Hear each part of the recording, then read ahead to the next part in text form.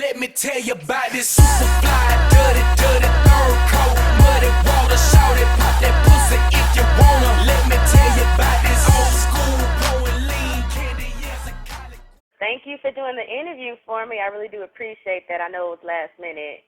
Man, no doubt, man, no doubt. I appreciate the opportunity. You already know, man. No problem. Look at you. You got a nice little country accent. That's what's up.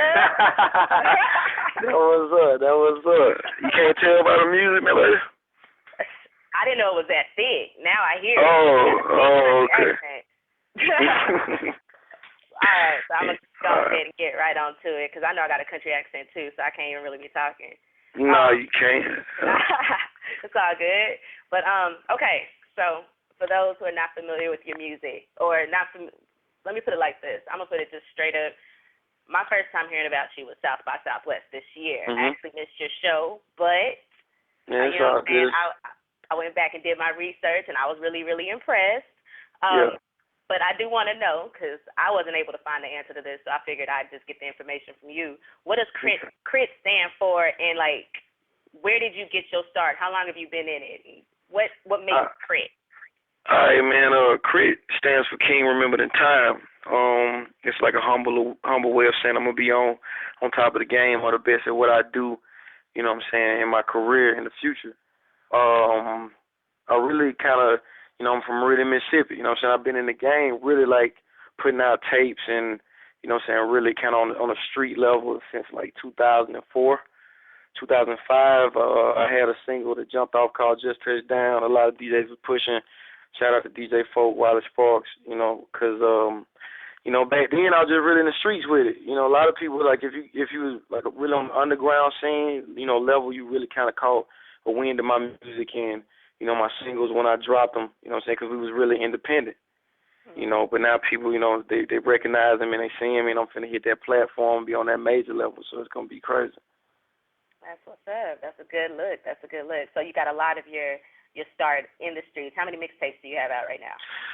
Man, I got See Me on Top 1 and 2. I got Hood Fame, hosted by DJ Wallace Sparks. Then I dropped See Me on Top 3. I got The Last King, hosted by DJ Break 'Em Off. So we 5 deep, you know what I'm saying, in the game, not including the mixtapes that I did, that I just hosted, and those exclusive records on it. And all these, tapes are on Google, links, you just type in my name, because we was, at that point, we was giving away the music for free. It's just like, here, we just want people to hear it, more or less. That's what's up. That's a good look. So would you say, well, let me put it like this, has there any time in your career from 2004 to now where someone was like, you know what I'm saying, this, you can't really do this. You're going to have to do more of the dance music, the ringtone music. Anybody really hearing that in the South?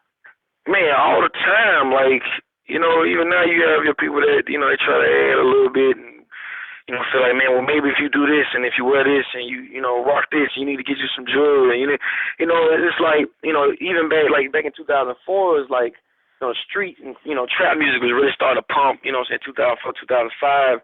So it was extremely important that you had, like, a lot of 808 in your music and, you run across people like, man, I really like what you're doing out here, but, you need to beat in the trunk and, you know what I'm saying, or you need to come up with something a little bit more catchy in your hooks. You saying too much, you know what I'm saying? Like, I ran into that a lot in my career. It's like, you just saying too much. You need to dumb it down a little bit.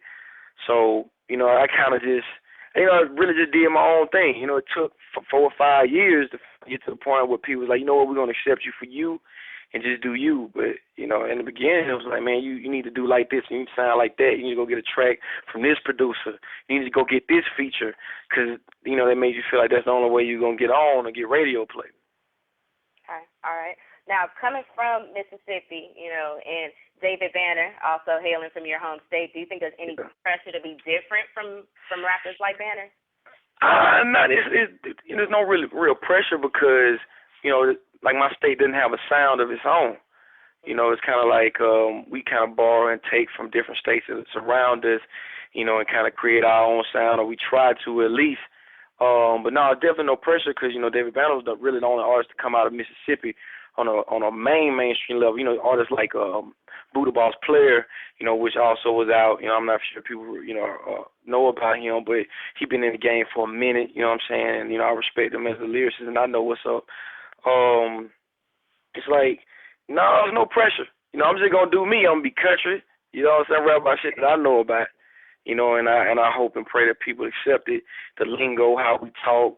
You know what I'm saying? What we like to do, how we like to, you know, ride and everything like that. So no, I don't feel no pressure at all. All right. Now, you could tell from your music that you have a lot of influences, at least from what I can see. I see like UGK in you. I see Outkast in you. Who would you say influences you musically? Man, like you hit the nail on the coffin, man. Like UGK, Outkast, 8Ball, MJG. No doubt. I mean, of course, you know, like you have the 1995, 94, Pac, Biggie. You know what I'm saying? That'd be the real lyrical aspect of my music. But like that southern swing, you know, that devilness of it all definitely comes from, you know, rappers like Pimp C and, you know what I'm saying, how Andre 3000 used to carry cadences on records and really just ride the beat to the point you just killed it, you know, and I really felt like I needed to bring that type of feel and emotion to my records. You know, not just rapping, you know what I'm saying, but really just being one with the beat. And when you hear my words, it's like it, you know, so like it just all fit and blend, you know, like it's important to me that I bring that back to music, you know, and especially my music, because I'm a fan of that Southern hip hop back then. So, you know, like what we call it is the return of forever, you know, because people gonna remember that music, Outkast and Southern Playalistic and all that stuff for years to come. Like that's never gonna, people are never gonna forget that era. And so when I say the return of forever, I was like, we just bringing back, you know, what's already, you know what I'm saying, like apparent to people. You just ain't hearing it no more. We finna bring back that feel, that soul to music. I'm excited about it all. That's good. That's good. And I could tell. I hear it in your music. You got a message. Will we ever hear a BIGKRIT dance track, some dance music? Wow. Wow. I mean, I'm a producer too. So I enjoy putting together music and making music outside of rapping. Now, you may hear a BIGKRIT produced track for some other artists that they doing their dancing thing on, but nah, I don't really just go like that. Now, I do make songs for the strip club or for the ladies in general, you know what I'm saying, that they could do their thing too, but it ain't no 1-2 step out here. Like, nah. All right. I don't think so. Okay, so we touched on KRIT the rapper. We touched on KRIT the producer. You brought that up. Now, one of the latest tracks being that you produced and you also were featured on was Wiz Khalifa's Glass House.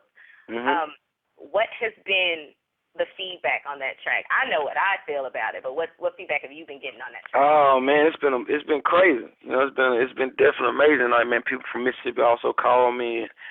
Or like in my hometown, they'd be like, man, KRIT on the Wiz tape, man. Like this is like, man, like it's one of the bigger things from my hometown right now.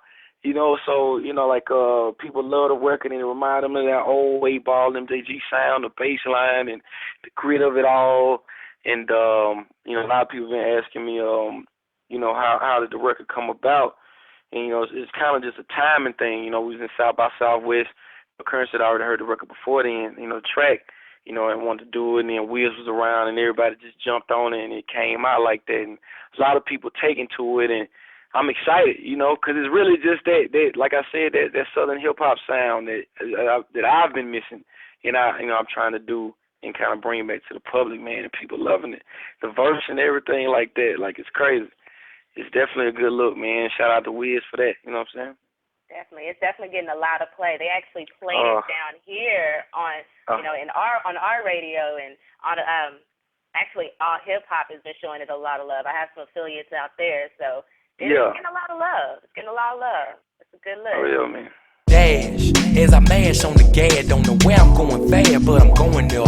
Stop at the club, forever show with some hoes in there, shaking they ass, looking for players with dough to share. But that ain't me though. Before I trick on the pussy, baby, I'm out of the dough. If you was looking for saving.